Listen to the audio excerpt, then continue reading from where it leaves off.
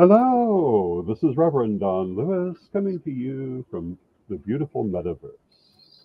And today I'm going to talk to you a little bit about peace. For those of you who are not aware, I am the first priest emeritus of the Corellian tradition, and 10 years ago I started the Corellian Peace Campaign.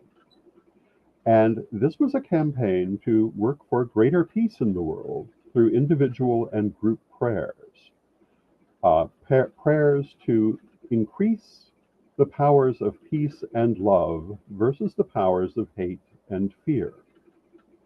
Now, of course, we had peace workers in the Corellian tradition far before this, but we hoped to more greatly emphasize their work and expand it. And in the 10 years that have passed, we've had a great many prayers for peace, individually, communally, tradition wide. And as we look at the world around us, we might ask, did this do any good? And my answer is that I believe that it did. I do see that the powers of hate and fear have greatly crescendoed during these same years, but I can only wonder if they would not have done more if we had not been spiritually fighting against them. So I do think that our spiritual work for peace does make a difference. But of course, spiritual work does nothing without also considering the physical aspects of the situation. If we want to see greater peace in the world, yes, we must pray for it. Yes, we must work energetically for it. But we also need to work for it in our daily lives and in our communities and in our politics. We need to make it part of how we address all of the different situations that we face in life if we really want to see a greater peace in our world. We started the Corellian Peace Campaign because I and many of my close advisors, notably Ed the Pagan, felt that there were other people in the world doing exactly the opposite thing, that they were deliberately spreading the energies of hate and fear, something I firmly believe and feel has been very adequately demonstrated in the 10 years that have passed. I think those people are working far harder than ever before to make people as frightened and hateful as they can because it builds power for them. How do we react to that? Well, we don't do it by sinking to the same level. We do it by building our inner peace and making pragmatic, conscious decisions of what we do to continue to build a better world. And I see in the chat room Hannah, 1984, hello Hannah, who says, many years ago I watched your videos, and that made me start my pagan path. You explained everything so clearly and with humor. I admire you so much. Thank you, Hannah. I greatly appreciate that. And in talking about how we respond to the forces of hate and fear, I think this is an especially appropriate comment. I have tried to respond to the forces of hate and fear in the world by spreading the best information that I could, by trying to build a better world one step and one person at a time, um, by meeting people where I found them, and hopefully helping them to step up to a better place, something that has sometimes been successful and sometimes not. And that's going to be true of anything that you do. And when it's successful, you celebrate. And when it's not successful, you try to figure out how to do better the next time. The biggest complaint that I have had over the years about the Corellian Peace Campaign, which I assume is true for all efforts toward peace, is the idea that we cannot have perfect peace in this world, so why bother? And my answer to that has always been the same. Maybe we cannot have perfect peace. I don't think we can have perfect anything in this world by the normal standards that people mean that term. But that doesn't mean we can't have greater peace. It doesn't mean we can't have better peace. And that's what we work for. We work to make a better world one step at a time. We don't expect to jump the chasm in one leap necessarily. It is a journey of many steps. Um, no, everyone in the world is not suddenly going to get along because we say the right prayer. Of course, but we can help move it in that direction. And we can do that through prayer and energy work, accompanied by actual physical work. Um, I think the most important thing when focusing on peace is not to allow yourself to give in to hate and fear in your own life. It's very easy to do. Even this morning, I read a story online, which of course I should know better than, on this particular subject, which made me very angry. It was about a very inhumane act. And my response was one of fear and hatred. Perfectly normal response, but I caught myself and I realized that, that is not really the right reaction to that. Rather, we must look at how do we influence people to stop them from behaving in such a manner. And no, it's not in my personal hands today to do any one thing that will do that. But there are lots of little things I might do that will help us towards that, including expressing the way that I feel about that inhumane act. And of course, continuing to pray on the subject. I'm following a talk which was titled Love is Peace. And in point of fact, I agree with that statement. It's been said that there are only two real emotions in the universe, love and fear. But I think that is almost better phrased that the two poles of the universe are peace and fear. Peace in the sense of being at peace in yourself, being at peace in your existence, or being in a state of fear. All other states basically come down to these two ends of that spectrum. How do we build greater peace in our world? In addition to those things I've already said, well, one of them is by building greater peace in ourselves. When we can understand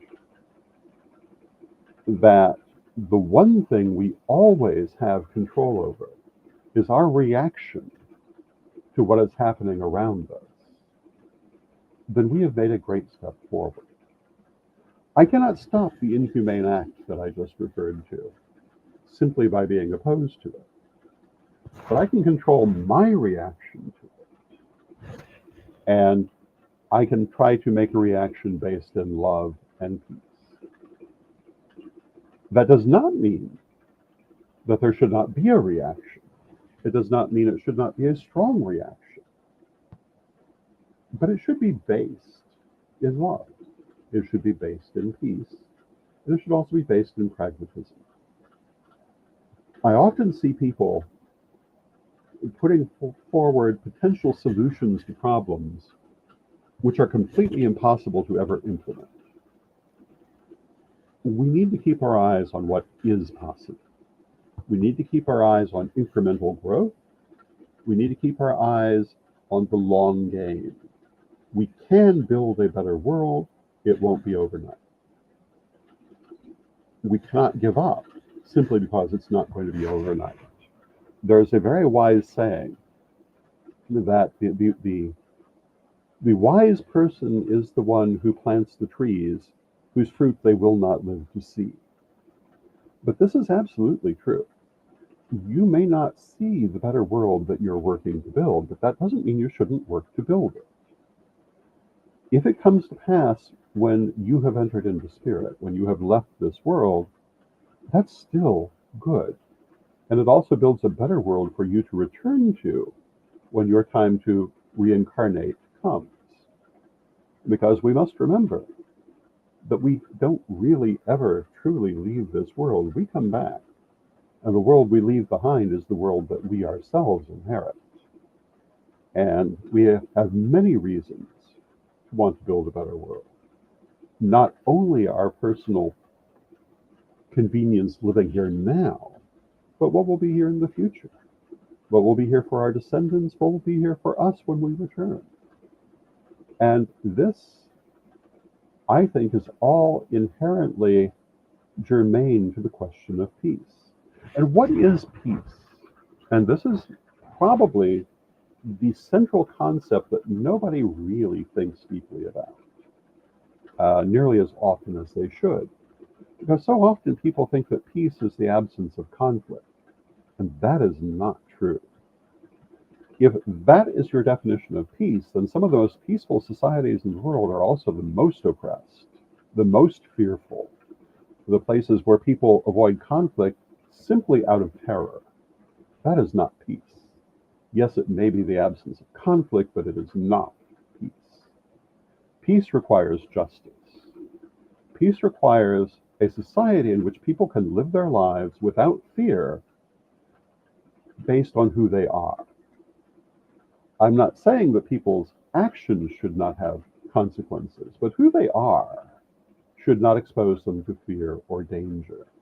And we must address that if we want to have peace. It is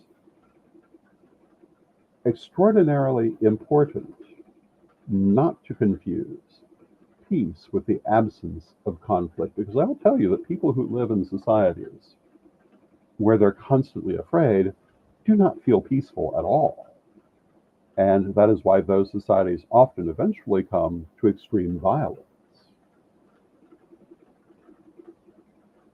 When we work to promote peace, we're not just working to promote an absence of conflict. We're working to promote justice. You asked me, has the Karelian Peace Campaign done any good?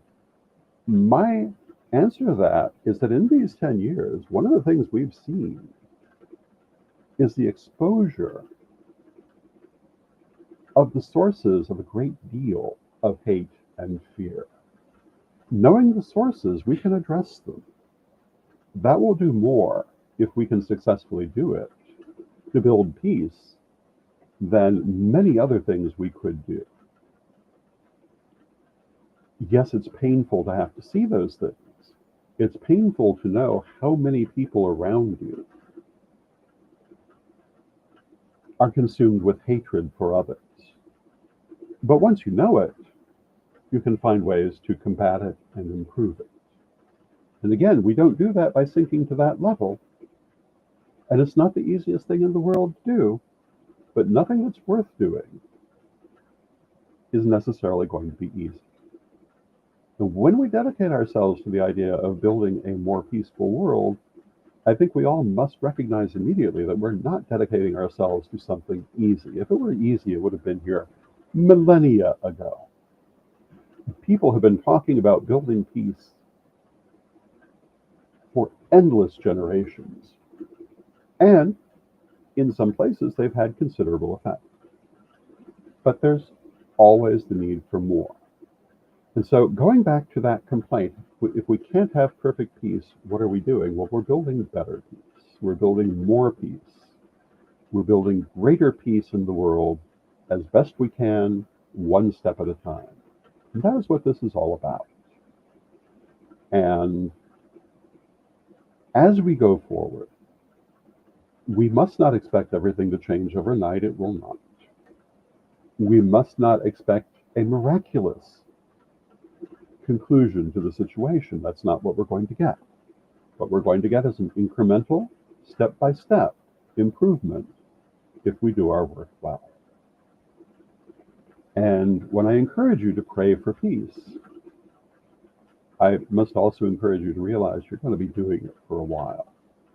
And the effect may not be what you first expect it to be. As I've said, I think one of the biggest effects of the Karelian prayer campaign for peace, although I do think it may have held back some of the fear and hatred, it's also been to expose it. And if you think about it like a physical injury, if you don't know what the injury is, if you don't know where in your body the physical injury is, you can't fix it. You have to identify it.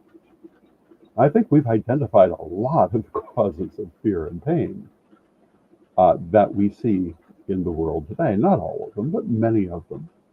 Now we must also dedicate ourselves to finding ways to resolve these, ways to move beyond these.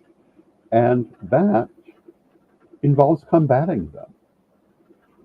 In some cases, the answer may be education, although I hate to say it, but if the last 30 years shows anything, it's that education by itself is not an answer. Openly opposing it is part of the answer. Standing up for what we believe in is part of the answer. In some cases, physically blocking certain actions may be part of the answer. And certainly, exercising whatever political power we can is part of that answer too. Not standing by and allowing bad things to happen is the biggest part of the answer. Now, we can't always stop them. And I'm not suggesting being careless. On the contrary, I'm suggesting being very pragmatic. But there are many pragmatic ways to oppose and challenge bad actions. And this is what we must seek for ourselves. So often when people talk about peace, they make it into a very rose-colored, namby-pamby subject. The truth is, it's nothing of the sort. It's hard work. It's a great deal of effort. And it is a long slog. But if we want to see a better world, it's a long slog that we must take. Because there is no better world without peace. And again, peace is not just the absence of conflict, it is justice for all people. And we must work on this when we say we work on peace. It's not enough to pray, it's not enough to meditate, though these are important. And as a spiritual person, I think they're very important. But we also have to get out into our physical world and actually stand for these things, actually pursue these things. And, for some of us, these may be very simple acts that we can take in our daily life by just being a better person. For others, there may be much more that you can do. But whatever you can do, if you want to see greater peace, you must do it.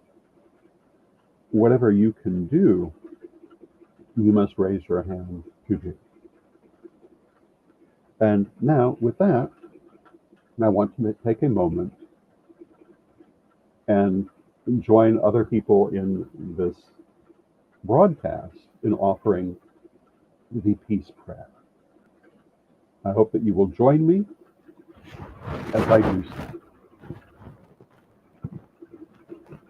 so. I pray for peace.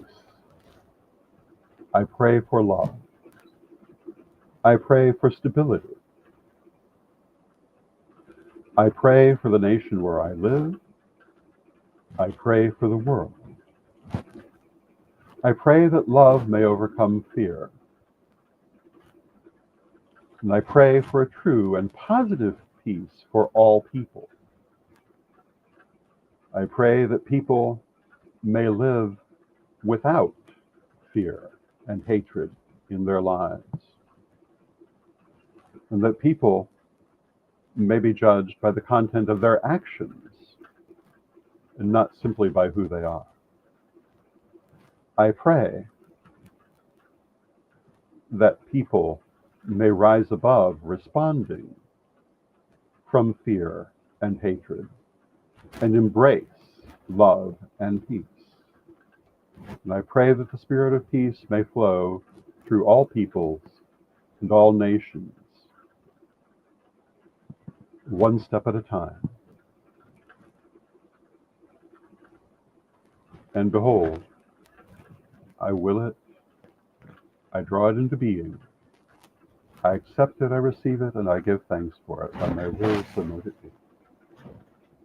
And I thank you for joining me for these words. I hope that you have found them inspirational. I hope that you may find them aspirational. That you go forward from this place, not merely passively hoping for peace, but finding ways within your personal power to work for peace in the physical world, to do things that create more peace. And again, by peace, we also include justice. Building a peaceful world is not just building a world without conflict, but building a world of justice for all people. The world is not more peaceful because minorities are bullied into subservience.